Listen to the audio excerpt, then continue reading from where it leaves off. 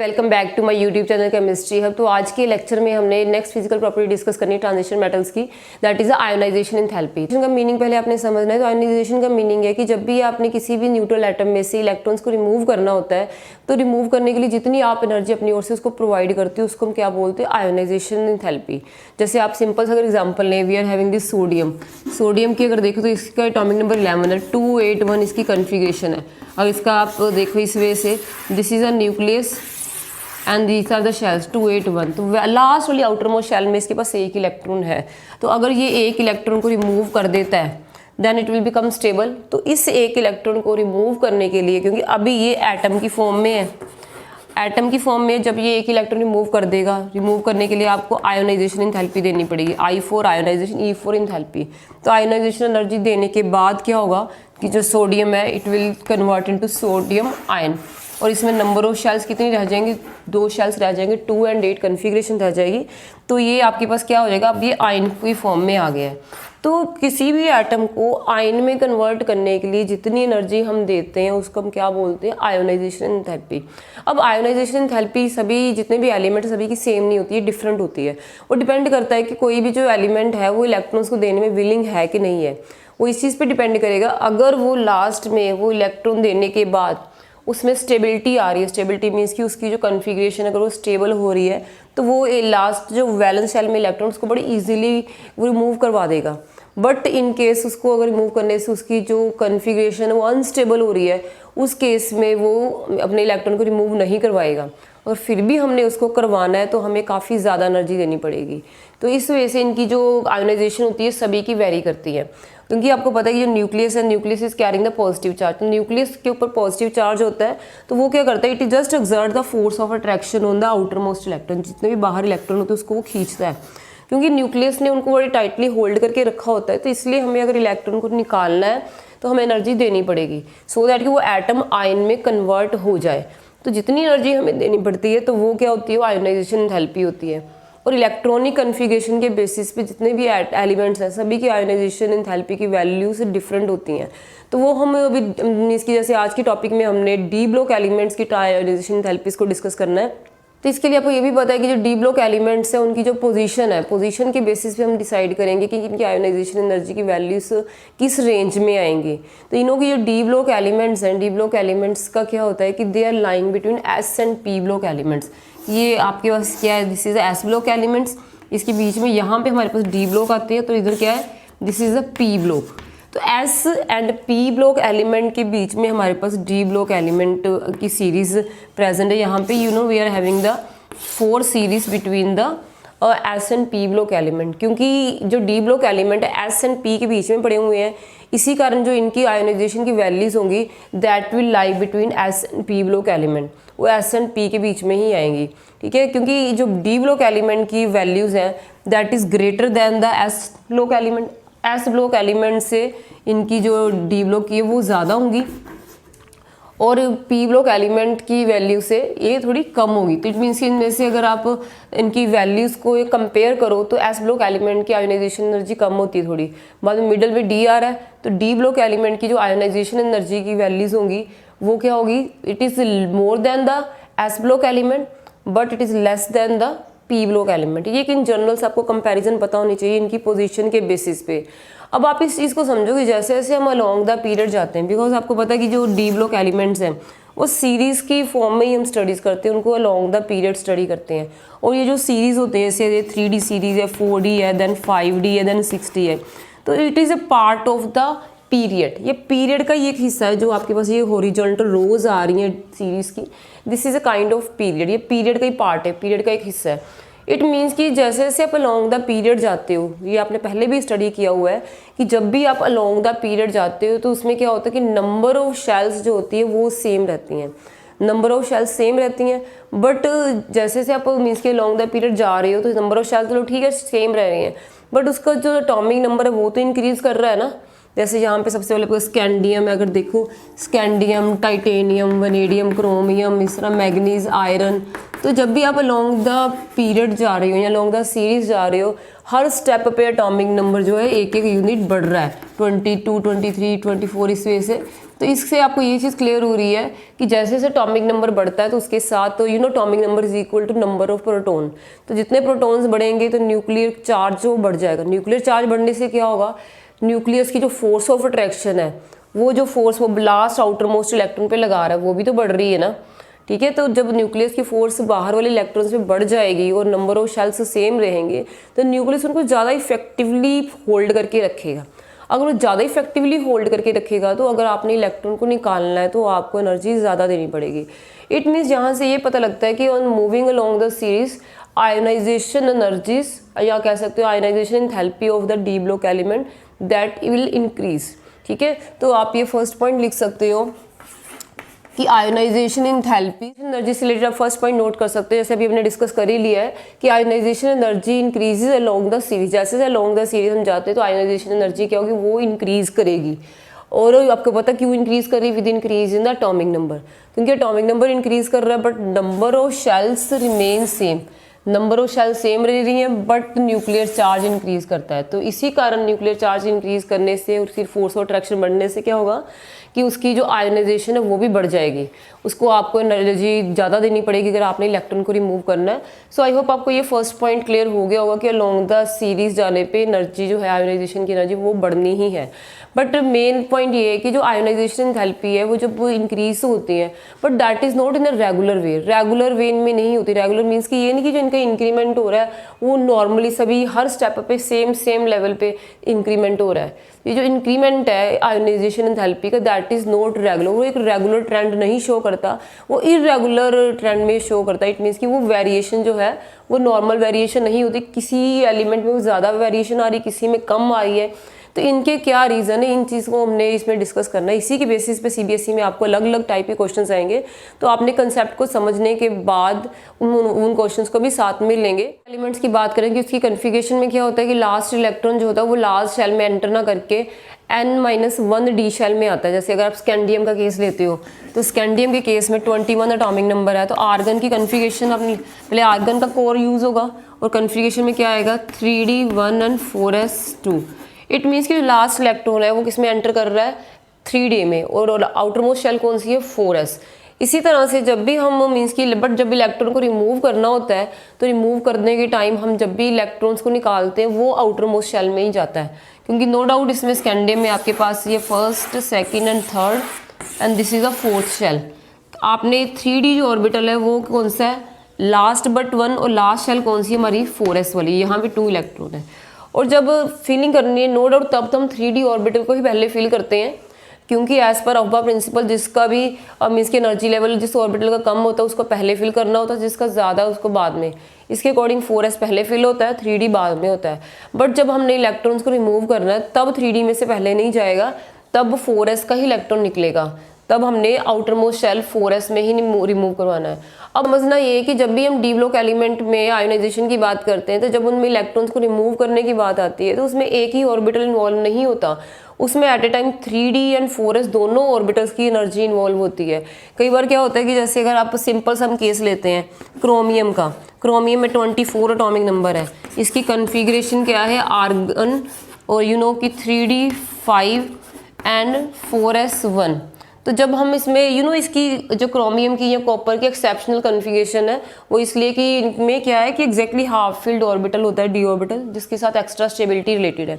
Main आपने इस बात का रीज़न समझना है कि आयोनाइजेशन एनर्जी और डी ब्लॉक एलिमेंट्स की है ये इरेगुलर ट्रेंड क्यों शो करते हैं। इसको देखने के लिए आप अगर सिंपल सम एग्जांपल लें क्रोमियम का, क्रोमियम के केस में क्या होता है स्टार्टिंग में कन्फिगरेशन इसकी 3d 5 4s 1 है।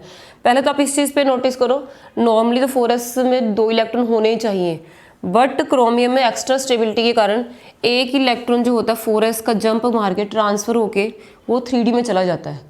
तो एक तो एक्सचेंज एनर्जी इसमें आ गई, क्योंकि अलग अलग फैक्टर्स है जो इनकी इरेगुलर ट्रेंड के लिए रिस्पॉन्सिबल हैं, तो उन्हीं को आपने समझना है। एक तो पहले ही इसमें थोड़ा सा एक्सेप्शनल केस है 4s में से एक इलेक्ट्रॉन शिफ्ट होकर इसमें चला जाता है, और जब आप इसमें से इलेक्ट्रॉन को रिमूव करते हो, अब आप इसमें देखो कि इलेक्ट्रॉन को जब हमने रिमूव करना है तो उस केस में आपको एनर्जी देनी पड़ेगी, क्योंकि आप अभी पहला इलेक्ट्रॉन रिमूव करने लगे हो।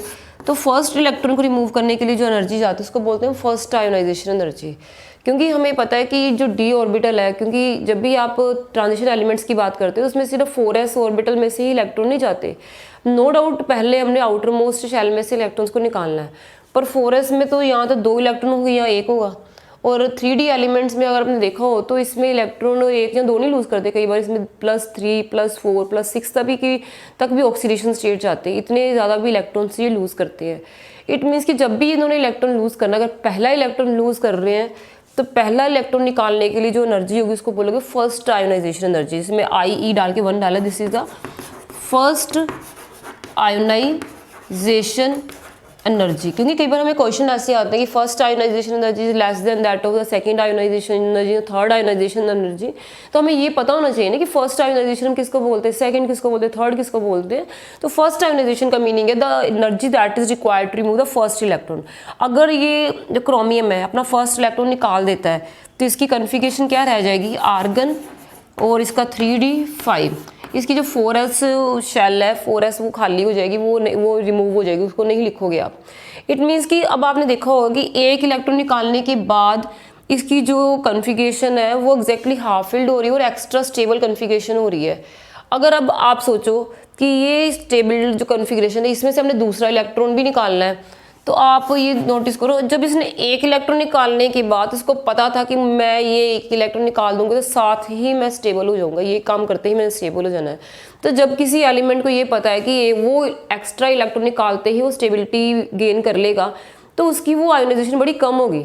इट मीन्स कि जिस एलिमेंट की, अगर किसी के एलिमेंट की सबसे कम आयोनाइजेशन है तो हम बोलेंगे कि वो स्टेबल है।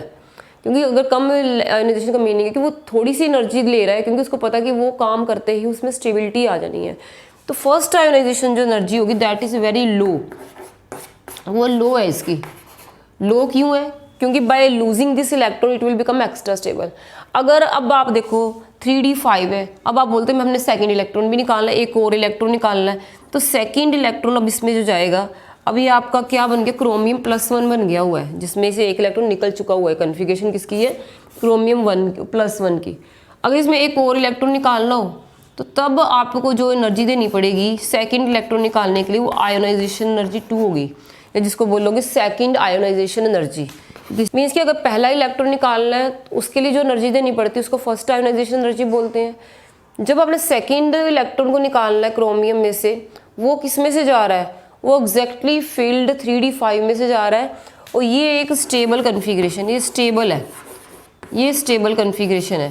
तो इसमें से अगर वो इलेक्ट्रॉन जाएगा तो आपको स्टेबल कन्फिग्रेशन में से अगर इलेक्ट्रॉन निकालना हो हमें तो ज़्यादा एनर्जी देनी पड़ती है, क्योंकि वो ऑलरेडी स्टेबल है और उसको पता कि वो अगर उसमें से इलेक्ट्रॉन निकाल देगा तो उसकी स्टेबिलिटी डिस्टर्ब हो जाएगी। तो अगर आपने स्टेबल कन्फिग्रेशन में से जब हमने इलेक्ट्रॉन को रिमूव करवाना होता है तो हमें एनर्जी को ज़्यादा देना पड़ता है, ठीक है, उसका जो अमाउंट ऑफ एनर्जी वो बढ़ जाता है। तो इसलिए सेकेंड आयोनाइजेशन एनर्जी जो इसकी होगी वो हाई होगी। हाई क्यों होगी, बिकॉज कि आपने इलेक्ट्रॉन कहाँ से निकालना है, एग्जैक्टली हाफ फील्ड ऑर्बिटल में से। तो आपने एक चीज़ नोटिस करने की होगी, जब हमने फर्स्ट इलेक्ट्रॉन निकालना था तो एनर्जी कम थी, ठीक है, हमें थोड़ी सी एनर्जी दे कि काम चल गया। पर जब हमने सेकेंड इलेक्ट्रॉन निकालने की बात की तब हमारे पास ऐसे कन्फिग्रेशन बन गया कि आर्गन 3d4, और 3d4 जो है वो स्टेबल नहीं है, क्योंकि 3d5 एग्जैक्टली हाफ फील्ड, तो ये स्टेबल कन्फिग्रेशन थी। 3d4 तो अनस्टेबल होगी। तो इसमें आपने ये चीज़ नोटिस की होगी कि आपने जब एक इलेक्ट्रॉन निकालना था अनस्टेबल कन्फिग्रेशन में से तब हमें कम एनर्जी देनी पड़ी, लो एनर्जी देनी पड़ी। सेकंड जब इलेक्ट्रॉन निकालना था तब जो सेकंड आयोनाइजेशन एनर्जी थी वो हाई थी, क्योंकि स्टेबल में से निकालना था। इट मीन्स कि जैसे ही हम एक इलेक्ट्रॉन को निकाल देते हैं, जब एक इलेक्ट्रॉन को आप किसी भी ट्रांजिशन मेटल लाइन की कन्फिग्रेशन में से रिमूव कर देते हो तो उसके निकलते ही बाकी जो 4s एंड 3d ऑर्बिटल की जो इन ऑर्बिटल्स की जो एनर्जीज होती हैं वो चेंज हो जाती हैं, अल्टर हो जाती हैं। अल्टर मीन्स कि उनकी एनर्जीज पे इफेक्ट आता है, उनकी एनर्जी सब पहले जैसी नहीं रहेंगी। जैसे पहले कम एनर्जी चाहिए थी, बाद में जो नई कन्फिग्रेशन बन के आई उसके लिए कुछ ज़्यादा एनर्जी देनी पड़ेगी। समझना है कि by removal of the first electron, एक इलेक्ट्रॉन निकालने के बाद 4s एंड 3d ऑर्बिटल की जो एनर्जीज हैं वो क्या होती है, वो चेंज हो जाती हैं, वो रीऑर्गेनाइज हो जाती है। रीऑर्गेनाइज मीन्स कि उसमें एक्सचेंज ऑफ एनर्जी हो जाता है, कि कम ज़्यादा हो जाती हैं, कि पहले जैसे इसमें कम थी, बाद में एनर्जी ज़्यादा हो गई है। तो ज़्यादा एनर्जी कम ज़्यादा क्यों हुई है, क्योंकि एक्सचेंज हुआ है, जो एनर्जीज है वो दोबारा से सेटअप हुई हैं, दोबारा रीऑर्गेनाइज हुई हैं। पहले रिक्वायरमेंट ज़्यादा की कम थी, बाद में ज़्यादा की है। इट मीन्स कि जो एनर्जीज का क्या हुआ है, उनका एक्सचेंज हो गया, एक्सचेंज एनर्जी रिलीज होती है।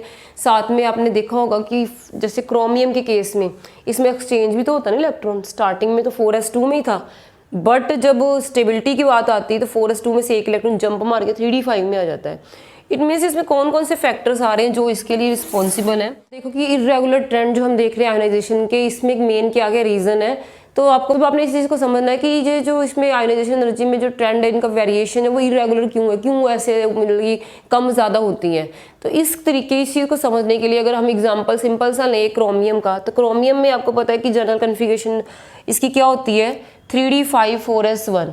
तो आप अगर देखो तो 4s1 इसमें एक ऑड इलेक्ट्रॉन है, अगर ये इलेक्ट्रॉन निकल जाए तो क्रोमियम जो है वो एग्जैक्टली हाफ फिल्ड हो जाएगा। और आपने ये देखना है कि एक तो ये जो एनर्जी है कि फर्स्ट इलेक्ट्रॉन निकालने के बाद ये क्या हो रहा है, एग्जैक्टली हाफ फिल्ड हो रहा है। और हाफ फिल्ड जो होता है वो स्टेबल होता है, क्योंकि हमें पता है कि extra stability is related to the exactly half filled orbital and the exactly fully filled orbital. जो फुली फिल्ड होते हैं उनकी और एग्जैक्टली हाफ फिल्ड ऑर्बिटल जो एक्स्ट्रा स्टेबल माने जाते हैं। तो अगर आप एक इलेक्ट्रॉन निकालते हो तो कन्फिगरेशन इसकी क्या बन के आएगी, आर्गन के 3 मीन्स कि उतने ही रहेंगे 3d5 और 4s वाली शेल रिमूव हो जाएगी। इट मीन्स एक इलेक्ट्रॉन निकालते ही इसकी जो कन्फिगरेशन है वो क्या हो जाती है, ये स्टेबल कन्फिगरेशन हो गई है। Now it is stable. और स्टेबल कन्फिगरेशन, पहले ये स्टेबल नहीं थी, पहले ये अनस्टेबल थी। पहले आप स्टेबल नहीं मानोगे इसको, क्योंकि अब वो ज़्यादा स्टेबल हुई है। और अगर कोई एलिमेंट वो इलेक्ट्रॉन रिमूव करने के बाद, जो extra electron valence electron remove करने के बाद स्टेबिलिटी ऑब्टेन कर रहा है, तो उसको आयोनाइजेशन एनर्जी की बड़ी कम रिक्वायरमेंट है, वो थोड़ी सी आयोनाइजेशन एनर्जी लेके ही वो काम कर देगा, क्योंकि उसको पता है कि वो काम करते ही उसने स्टेबल हो जाना है। आयोनाइजेशन एनर्जी की मेजरमेंट से हमें उनकी स्टेबिलिटी के रिलेटेड भी इंफॉर्मेशन मिलती है। इनमें लोअर द आयोनाइजेशन एनर्जी, जितनी उनकी आयोनाइजेशन एनर्जी कम होगी, greater will be the stability of that ion. उस आयनिक स्टेज की या उस मीन्स की मेटल आयन की स्टेबिलिटी उतनी ज़्यादा होगी, क्योंकि उसकी आयोनाइजेशन बड़ी कम है। उसको पता है कि थोड़ी सी एनर्जी वो इसलिए ले रहा है क्योंकि उसको पता है उसके बाद वो स्टेबल होने वाला है। अगर किसी आयन की आयोनाइजेशन एनर्जी काफ़ी ज़्यादा है, इट मीन्स कि उसकी वो काम करने के बाद वो इलेक्ट्रॉन जो निकल रहा है वो उसकी स्टेबल गैस कन्फिगरेशन में से निकल रहा होगा। तो स्टेबल कन्फिगरेशन को अगर डिस्टर्ब करते हो, स्टेबल से वो अनस्टेबिलिटी में आ रहा है, तो उसको एनर्जी हमें ज़्यादा देनी पड़ेगी। इट मीन्स कि आपने यही पॉइंट देखना है, जितनी किसी की आयोनाइजेशन एनर्जी कम है, इट मीन्स कि उसकी स्टेबिलिटी ज़्यादा है। अगर उसको ज़्यादा एनर्जी की डिमांड कर रहा है, इट मीन्स कि वो अनस्टेबल होने जा रहा है, वो उसकी ऑलरेडी स्टेबल है और वो अनस्टेबिलिटी की तरफ प्रोसीड कर रहा है। अगर वो एनर्जी कम ले रहा है, इट मीन्स कि वो स्टेबिलिटी की तरफ प्रोसीड कर रहा है। तो ये एग्जांपल आप यहाँ देखो कि पहले अनस्टेबल थी, अगर 4s1 वो निकाल देता तो उसकी एग्जैक्टली हाफ 3d5 है, तो वो स्टेबल हो रहा है। अगर आप देखो कि अब एक इलेक्ट्रॉन इसने क्रोमियम में निकाल दिया, अब ये क्या बन गया, क्रोमियम 1+, इसकी ऑक्सीडेशन स्टेट +1 आ गया है। अगर आपने एक और इलेक्ट्रॉन निकालना है तो वो किस में से जाएगा, वो 3d5 में से जाएगा। 3d5 में से जो सेकंड इलेक्ट्रॉन जा रहा है, तो सेकंड इलेक्ट्रॉन को निकालने के लिए जो हमें एनर्जी देनी पड़ती है उसको हम क्या बोलते हैं, सेकंड आयोनाइजेशन एनर्जी। क्योंकि हमें क्वेश्चन ऐसे आएंगे, first ionisation energy, second ionisation, third ionisation के कंपैरिजन आएगा कि second is higher than lower than, इस तरह से करके। जैसे 3d5 अब क्रोमियम +1 की ऑक्सीडेशन स्टेट है, अब ये एग्जैक्टली हाफ फिल्ड है, ये स्टेबल है। अगर आप सोचो कि मैंने इसमें से इलेक्ट्रॉन को निकाल के छोड़ना है, तो जो आयोनाइजेशन एनर्जी आप इसको दोगे दैट इज IE2, जो सेकंड आयोनाइजेशन एनर्जी होगी that will be very high, क्योंकि इसको पता है कि अगर ये इलेक्ट्रॉन निकाल देता तो इसकी कन्फिगरेशन क्या बन जाएगी, आर्गन 3d4, ये किसी कन्फिगरेशन दे क्रोमियम 2+ की है, ये थी क्रोमियम +1 स्टेट में वो स्टेबल है, पर क्रोमियम जब 2+ में आ जाता है फिर वो अनस्टेबल हो जाता है। इट मीन्स कि जब वो अनस्टेबल से स्टेबल की तरफ जा रहा था तो उसकी रिक्वायरमेंट लो एनर्जी की थी, और जब स्टेबल से वो अनस्टेबल में जा रहा है तो उसकी एनर्जी क्या होगी, हाई। तो इट मीन्स कि आपको यहाँ से ये पता लगता है कि इनकी जो आयोनाइजेशन एनर्जीज की वैल्यू है वो कांस्टेंट नहीं रहती हैं, वो चेंज करती हैं।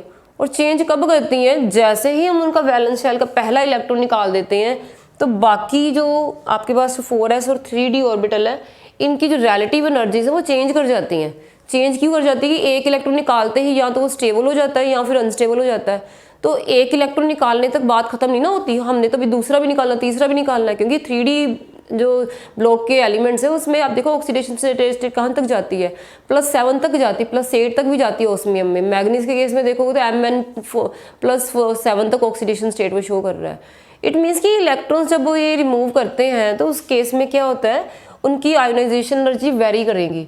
तो यही रीज़न है कि इरेगुलर जो उसमें वेरिएशन आ रही है उसके बेसिकली क्या रीज़न है। पहला रीज़न आप नोट करो, reason for the irregular trend in the ionisation, first क्या आया, removal of the one electron alter the relative energies. Relative energies किसकी है, 4s एंड 3d की। एक इलेक्ट्रॉन निकालते ही इन दोनों ऑर्बिटल की अपनी जो रिलेटिव एक दूसरे के जो रिलेशन में जो एनर्जीज है वो चेंज हो जाती हैं, कम ज़्यादा हो जाती हैं। चेंज क्यों हो जाती हैं कि जो एनर्जी वो दोबारा से रीऑर्गेनाइज हो जाती है। कम या ज़्यादा होने का मतलब कि कुछ गिव एंड टेक हो गया है 4s में और 3d ऑर्बिटल की, जो आपस में इन ऑर्बिटल्स की एनर्जीज है वो कम ज़्यादा हुई हैं, एक्सचेंज हुई हैं, तो रीऑर्गेनाइज दोबारा सेटअप हुई हैं, दोबारा उनका जो निकल के आई हैं, इसको बोलते हैं reorganisation of the energies. Reorganisation कब होती है, जब वो आयोनाइजेशन कर लेती हैं। जैसे पहले एनर्जीज को कम चाहिए थी, एक इलेक्ट्रॉन निकाल दिया तो उसके दोबारा ये आयोनाइजेशन होगी ना, क्रोमियम से, ये पहले क्रोमियम था, देखो क्रोमियम से क्रोमियम +1 में आ गया, क्रोमियम से क्रोमियम आयन बन गया, तो क्रोमियम आयन में 3d5 हो गया, कन्फिग्रेशन चेंज हो गई, इलेक्ट्रॉन लूज हो गया, तो इनकी एनर्जी चेंज हो गई आपस में। तो जब आयोनाइजेशन होती तब रीऑर्गेनाइजेशन की एनर्जीज दोबारा अरेंज होती हैं, और अरेंज होने के बाद आपको ये भी पता है इलेक्ट्रॉन कई बार एग्जैक्टली हाफ फील्ड या फुली फील्ड के लिए इलेक्ट्रॉन ट्रांसफर भी होता है, 4s से 3d ऑर्बिटल में शिफ्ट भी हो जाता है, जैसे आपने इसमें भी किया वो कॉपर के केस में। अगर तुम लोग देखो कॉपर के केस में कन्फिग्रेशन क्या होती है, आर्गन 3d10 एंड 4s1। यहाँ पे नॉर्मली 4s में तो 2 इलेक्ट्रॉन आते हैं ना, पहले तो s ही बनते हैं, बाद में 3d की टर्न आती है, बट क्योंकि कॉपर में 3d10 है, 3d10 होने से वो कंप्लीटली फिल्ड हो जाता है, कंप्लीटली फिल्ड होने से वो एक्स्ट्रा स्टेबल है, इसीलिए s का एक इलेक्ट्रॉन शिफ्ट करके इधर आ जाता है। तो एक्सचेंज हो गया ना, एक्सचेंज क्यों है कि वो ट्रांसफर हुई है energy, transfer of 4s electron to the 3d। तो ट्रांसफर जब होता है इलेक्ट्रॉन का s से d में, तब भी तो एनर्जी का चेंज आएगा ना, कि उधर से एक इलेक्ट्रॉन उठ के दूसरे में जंप मार रहा है, तो तब भी तो एनर्जी चाहिए होंगी ना। तो ये सारे फैक्टर्स आपने देखने हैं कि एक इलेक्ट्रॉन रिमूव करते एक तो तब उनकी एनर्जी चेंज हो जाती है, दूसरा है कि दोबारा से सेटअप होती है, रीऑर्गेनाइजेशन एनर्जी आती है, तीसरा है release of the exchange energy, energy exchange होती है, एक्सचेंज जो एक्सचेंज हुई एनर्जी वो निकलती है, रिलीज होती है। फिर क्यों कब होती है, from the transfer of s electron, जब s का इलेक्ट्रॉन उठ के d ऑर्बिटल में जाके एंटर कर जाता है, जैसे कॉपर में किया, क्रोमियम में s का इलेक्ट्रॉन उठ के d में आ गया है, तो क्यों आया है, जंप मार केस में आ गया, क्योंकि उसको पता है ऐसा करने से मैं स्टेबल हो जाऊंगा। तो ट्रांसफर जब इलेक्ट्रॉन इधर से उधर जाएगा तो एक्सचेंज एनर्जी में तो कम ज़्यादा होगी ना।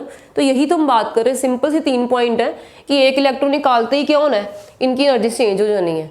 वो क्यों होनी है, क्योंकि एनर्जीज क्या होती है, रीऑर्गेनाइज होती है, दोबारा सेटअप होती हैं। तीसरा रीज़न क्या है कि जब इलेक्ट्रॉन का ट्रांसफर होता है, s से उठ के इलेक्ट्रॉन d में या जंप मार रहे हैं, तब भी तो उनमें एनर्जीज निकलेंगी ना।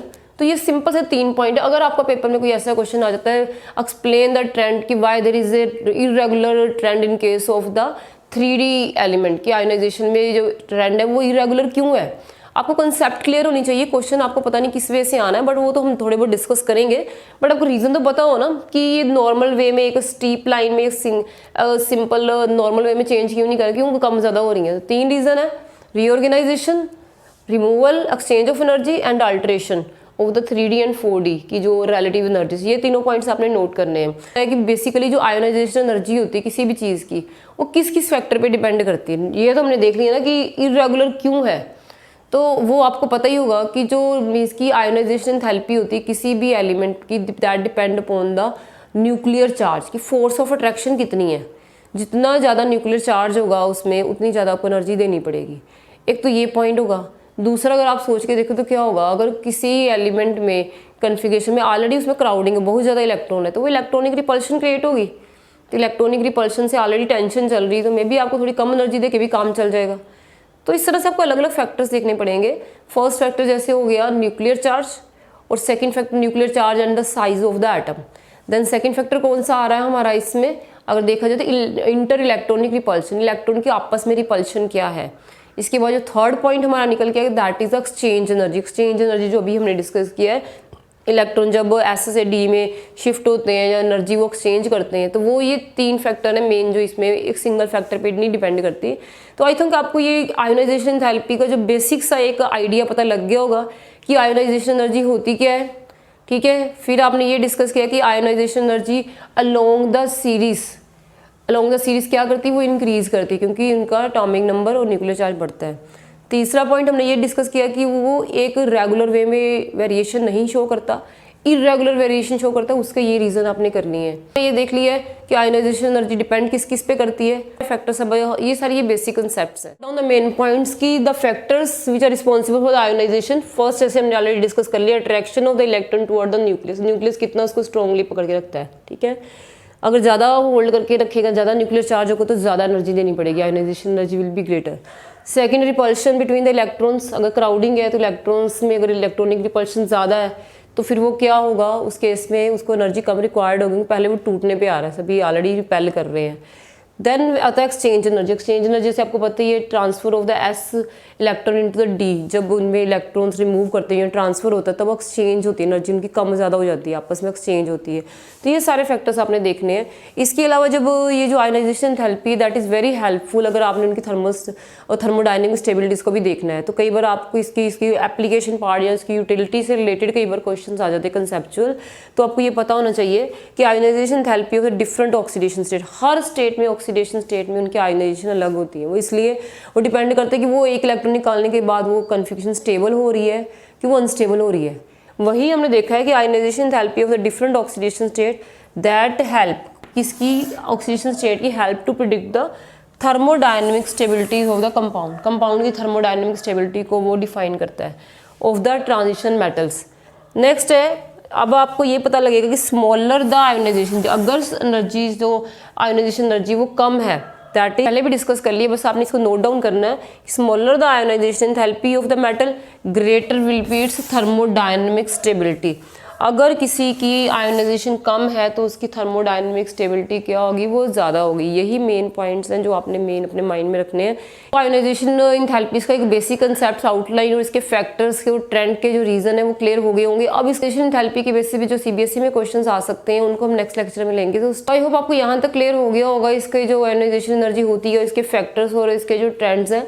इसके बाद इसके बेसिस पे जो पेपर में आपको क्वेश्चंस आते हैं हम उनको नेक्स्ट लेक्चर में लेंगे। तो stay connected with all the lecture of this series so that कि आपको इस चैप्टर की कंप्लीट अंडरस्टैंडिंग हो सके। तो thanks for watching and do subscribe this channel and share this video.